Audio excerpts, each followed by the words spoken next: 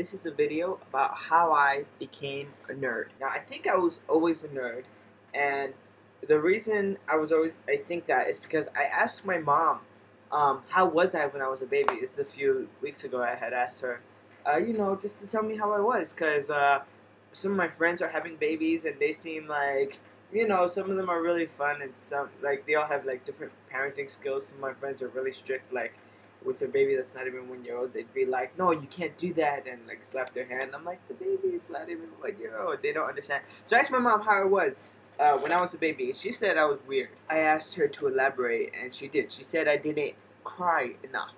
She said she would like sit me down somewhere and give me something like blocks, and I'd stay there for hours and hours and hours in silence playing by myself.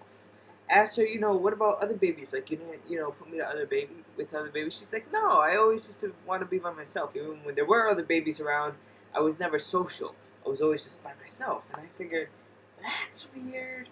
Growing up, I always had a lot of problems in school. I was always picked on, which is sort of a sign of a nerd. You know how Steve Urkel was always picked on? That's how I was always picked on as well. And I actually had to change schools in middle school because it got so bad. I mean, I was getting beat up weekly, and this girl broke my book bag. I remember that. Currently, we have the word fandom, or just to describe a person who's interested in things. You say you're a fan, but I was always interested in things. When I was really, really young, I was interested in video games, and I'm still interested in them. I mean, when I was young, I used to strive to be Sonic the Hedgehog, and Sonic the Hedgehog 2, and Sonic the Hedgehog 3, and Sonic the Hedgehog and Knuckles. I was the Sega fanboy back then. I didn't really have a lot of Nintendo stuff, especially not as much as I do now. And the things from my childhood, I still have them. I cherished them, and I took care of them. And they're still here with me. And I always remember being a fan of reading. I love to read R.L. Stine's Goosebumps. I got on the Harry Potter bandwagon a bit late, but I don't think that's really my fault. I was reading a lot of different things when I was younger, and Harry Potter just didn't happen to be one of them. Also, my schools growing up in the inner city, they were very, really different. When I went to college later and I spoke to other people who went to schools in different places around the country, the way they described their schools were really different to the way my schools were. I mean, when I went to high school, I had to go through metal detectors every single day, and it's just like growing up, I always felt like I was out of place here in New York City. And when I went to college in Vermont, I really felt like this is something that I really like. This small community, not too loud.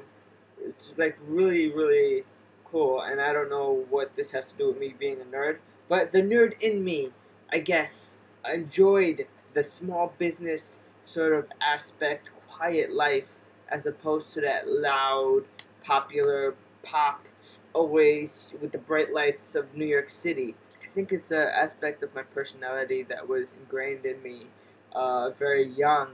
The carnivorous plants, I really started to like them first year in high school. I had a teacher who, told me about them, and I was like, holy crap, this is awesome. And I went to a reptile expo, got a few carnivorous plants, started reading books, and boom.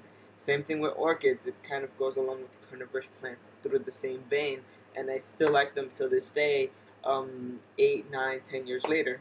I didn't actually have a moment where I became a nerd, but what I did miss out on, I think, growing up was that nerd community I could relate to.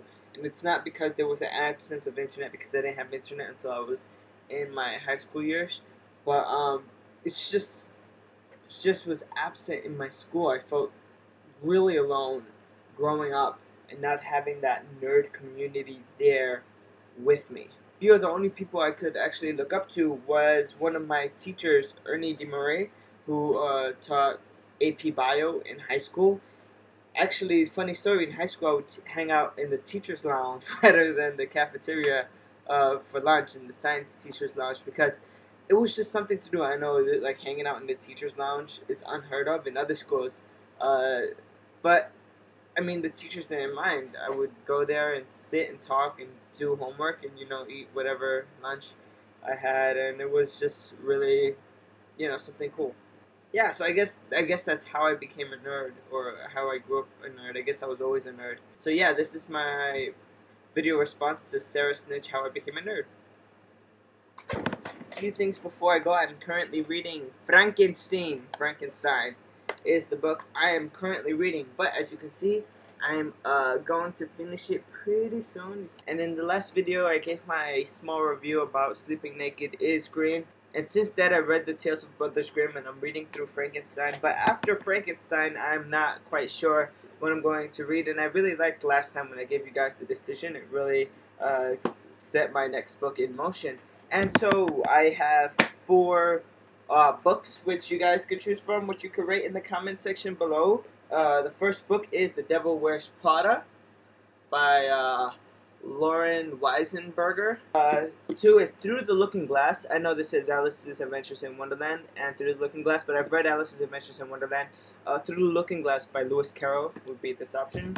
Cell, a novel by Stephen King. Stephen King's one of the greatest, I believe, the greatest horror fiction, American horror fiction writers of all time, and I haven't read this. It's not his most recent work, but it's pretty recent. And the last option is something from here. I have the complete collection of Edgar Allan Poe. I bought it a few weeks ago, and I haven't really cracked it open. So if you choose this option, I'll just obviously I'm not going to read the complete collections of Edgar Allan Poe. I'll choose one book, and I'll read it. So yeah, let me know in the comment section below which ones I should read.